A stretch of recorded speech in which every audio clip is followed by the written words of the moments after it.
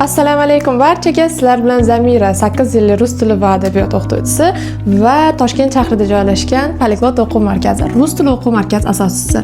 Bugun sizlar bilan vinitelniy padejni ko'rib chiqamiz. Bu bizning darslarimizning ikkinchi padeji. Siz bilan mana shu padejni boshidan oxirigacha ochib chiqamiz va bitta darsi siz mana shu padejni butun umrga eslab qolasiz. Keling bir boshdan boshlaylik. O'zi vinitelniy padej nimada ishlatiladi? Uning ikki xil ko'rinishi bor. Bizning o'zbek tilimizda u ko'proq ni beradi va o'shanda окончанияsi qanaqa bo'ladi? Men o'quvchilarimga oddiy qilib tushuntiraman. A bo'lsa uni eslab qolinglar bo'ldi deb. Lekin bu chuqur grammatika emas, bu faqatgina yuzaki qismi. Vinitelniy padej undan ancha chuqurroq. Qanaqa predloglari bor vinitelniy padejda o'zi? V, na, za, под, про, через.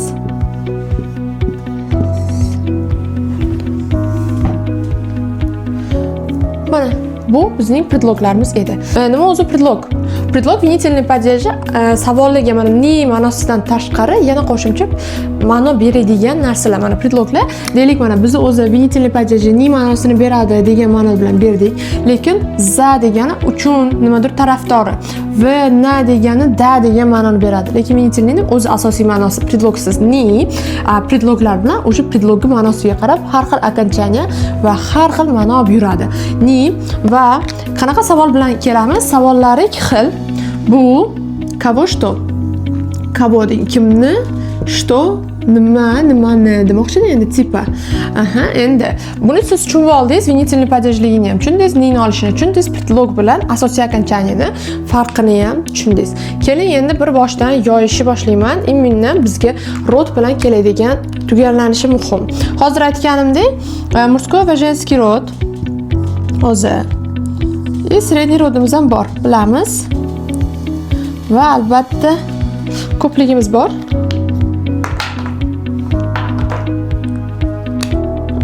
Hozir bir minut market tanlab olay. Yaxshiroq yozadiganini. Ko'pligini ham hozir asta tushuntirib ketaman. Мужской rodda ikki xili bor. Bu bittasi tirikligi, o'likligi, ikkinchisi tirikligi. Mana shuni qilib ketay. Agarda siz мужской rodda o'lik narsa bo'lsa, hech qanday o'zgarish bo'lmaydi. Окончание o'zgarmaydi deb beraman. Tirik odam bo'lsa, masalan, я видела кого, Sasha bo'lsa, va u qo'yadi. Sashani emas, bizga imminni anons kerak. Nima deydi? Мужской roddagi so'z. Tirik bo'lishi kerak. Deylik, brat bo'lsa, brata bo'ladi. Zat bo'lsa, zatya bo'ladi. Zatya. Xo'p, женский rodda qanaqa окончание bo'lar ekan?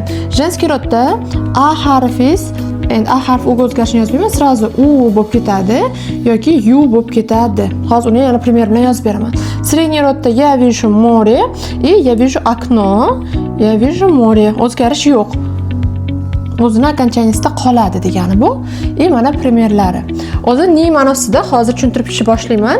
Qanaqa fe'l bilan olamiz? Bugungi bizga beriladigan fe'l bu люблю bo'lsin. Люблю. Men sevaman, men yaxshi ko'raman. Endi deylik, Sanjarni yaxshi ko'raman. Люблю Sanjara.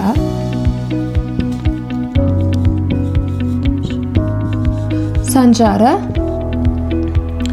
Deylik, Vitalik bo'lsa, Vitalika, герой bo'lsa, героя. Я люблю героя. Qahramonni yaxshi ko'raman bo'lyapti. Герой mehki znak герой bo'lgani uchun героя bo'lib ketdi. Endi oilamni yaxshi ko'raman desangiz, я люблю семью bo'ladi. Onamni yaxshi ko'rsangiz, mamo bo'ladi. Mamo. Predmetlar bilan ham bo'lishi mumkin. Deylik, семьяni yozing. Семью или собаку. Kuchugimni yaxshi ko'raman bo'ladi. Endi средний rodda qanday bo'ladi? Я люблю окно. Derazani yaxshi ko'raman. И я люблю море. Dengizni yaxshi ko'raman. Окно sal g'alati bo'lib qoldi. Окно oynani sevish g'alati, to'g'rimi? Shuning uchun miyaso bo'la qolsin. Miyaso deb qolyapti. More deb qolyapti. Mama bo'lib ketdi. Sanjara. Agarda bu yerda окончанияsi bo'lmasa qanday bo'ladi desangiz, я люблю дом. Men uyimni yaxshi ko'raman desiz, ya люблю свой дом bo'lib ketadi. Mana domni ko'ryapsizmi, o'zgarmadi. Bu tirikcha edi. Mana boyagi tushuntirganimdek. Tirik. Giroy ham tirik, qahramon tirik, to'g'rimi? И dom o'lik bo'lgani uchun окончание olmadi. Vinitilniy padej eng qiyin tomoni shundaki, agarda tirik bo'lsa bizda окончание oladi, o'lik bo'lsa окончание olmaydi. Bu bir boshdan mana yana tushuntirib ketaman. Murskoy rodda vinitilniy padejda agarda sizda окончаниялаringiz o'liklikka bo'lsa, hech qanaqa o'zgarish bo'lmaydi. Agarda tirik bo'lsa, a yoki ya oladi, qo'shiladi so'zga. Mana ko'ryapsiz, Sanjara. Ya люблю Sanjara. Sanjarni yaxshi ko'raman. Ya люблю героя, qahramonni yaxshi ko'raman. Endi uy bo'lsa, ya люблю dom bo'lsa o'zgarmaydi, chunki bu tirik emas. Endi женский rodda qanday bo'ladi? Onam bo'lsa, onamni, семья bo'lsa, семьямni. Я слушаю музыку. Men musiqani eshityapman. Musiqani eshityapman, to'g'ri, musiqani eshityapman. Mana shunda bizning окончание guruhimizni tiniq aytilishi bo'lar ekan. Hozir 1 minut. Dalishda davom etamiz. Buni polni o'chirib tashlayman. Tomonlarim qurib ketdi, sizlarga tushuntiraman. Buni sizlarga polni o'chirib tashlayman. Buni o'zingizga konspekt ham qilib olsangiz bo'ladi. Rod уже padej уже qiyin mavzularga aylanib ketishni boshladi va sizda yana boshqa playlistlarimizni ham ko'rish imkoniyat bor. Bizda yana grammatika, siz rus tili va audio rus tili degan darslar ham bor. O'shanga playlistga o'tib, o'shalarni ham ko'ring обязательно. Shunda siz mana bu mavzuni yaxshiroq tushunasiz. O'zi funksiyaga nisbatan va na endi o'sha ichida emas, ichigani beryapti. Qayerdir ketyapman degan ma'noda hozir hammasiga bittadan preдлогga gap yozib chiqaman va shunda siz ko'rasiz. S друзьями, do'stlarim bilan Yami ketyapman desam bo'ladi, ketyapmiz degan bo'ladi. Yedu va Moskva. Moskvaga bo'ldi. Moskva aga tugagani uchun mana bu окончаниесі u bo'lib ketdi. V'si qoldi, что Moskvaga qarab ketyapman debsiz. Bu yerda mana bu ikkalasi faqatgina statik dinamikadirmi, statikadirmi? Dinamikadirda qaysi tomonga qarab ketayotganini ko'rsatib beryapti. Aha. Endi na. Я на работу.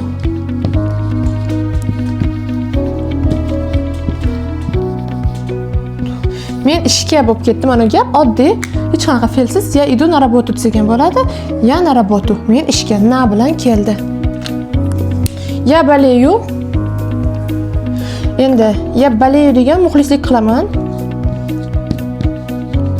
За Habiba bo'lsin. Ha. Endi bilmayman, men sport umuman ja qiziqish bilan qaramayman. Habib o'zi boksga chiqmasa ham kerak. Boksmidi o'zi? Habiba. Ya болею за Habiba. Qarang, Habib murskoy rod bo'ldi, lekin Habib murskoy rod bo'lganiga baribir o'tirik. O'sha uchun a harf qo'shildi. Za uchun ma'nosini berdi bu yerda. Proga ham aytib ketaman. Он часто то вспоминает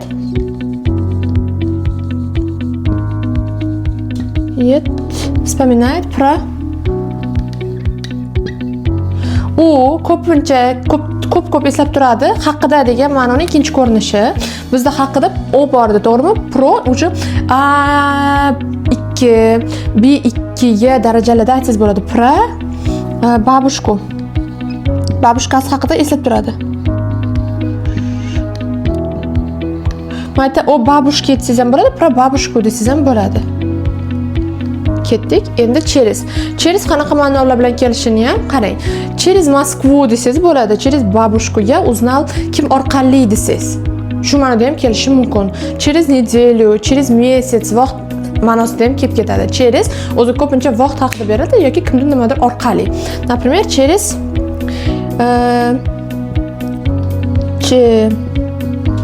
через год, bir yildan keyin ya budu do'ma. Datlar yozyapman, o'sha pastga yozayotganim sababli. Lekin baribir tushuntirishga harakat qilaman. Voho, bitta xuppa xunuk yozdim oxirini. Через год я буду дома degani men bir yildan keyin uyda bo'laman debdi.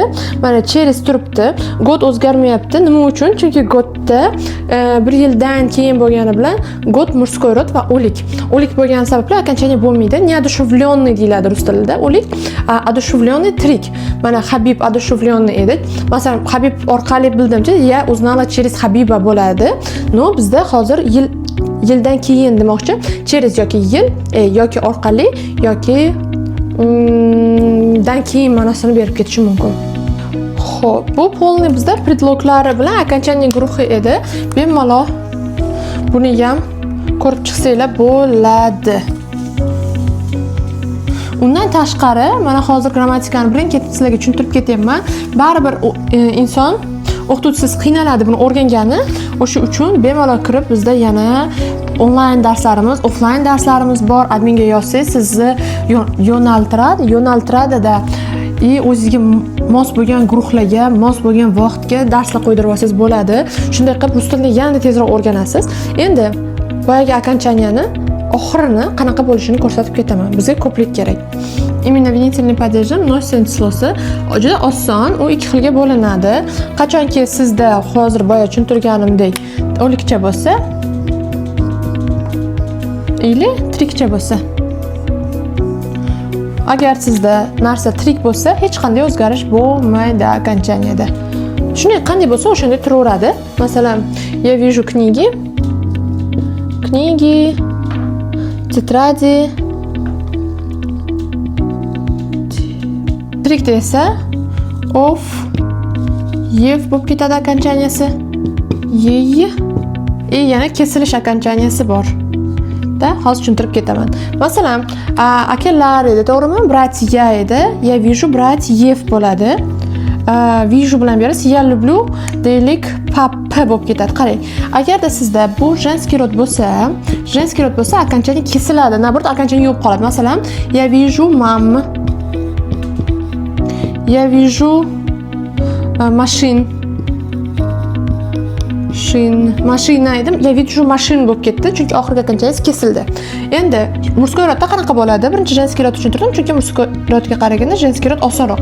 Endi я вижу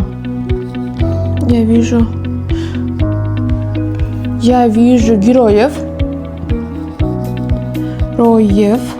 Giroylarni ko'ryapman. Я вижу солдат edi, soldatov bo'ladi. Я вижу солдатов.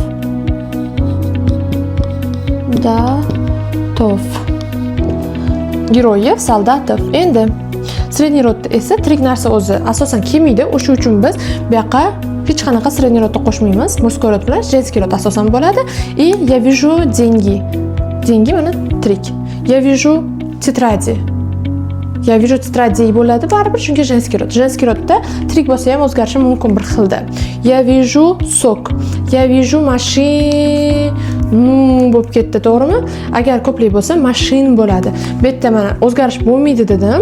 Qaytda, lekin baribir женский rodda o'zgarish bunda ham bo'ladi. Tirikda ham, o'likda ham bo'ladi. Shu narsani aytish esimdan chiqib qolibdi, chunki men o'zimga masalan bu kabi odatiy bo'lib qolgan, o'zim ja e'tibor bermayman. Hozir men sizlarga chuqur grammatikasini tushuntirayotganim uchun tushunib sizlarga tushuntirishga harakat qilaman. Xudo xolasa bilimlaringiz ziyoda qilsin. Mana shu hamma narsani tushunishga harakat qilinglar. Videoni 1-2 marta ko'rish esingizdan chiqmasin va like va podpiska bo'lib qo'yish esingizdan chiqib qolmasin. Chunki bundan men sizlarga ko'proq narsa tushuntirishga harakat qilaman. Xudo xolasa keyingi darslarda ko'rishguncha paka.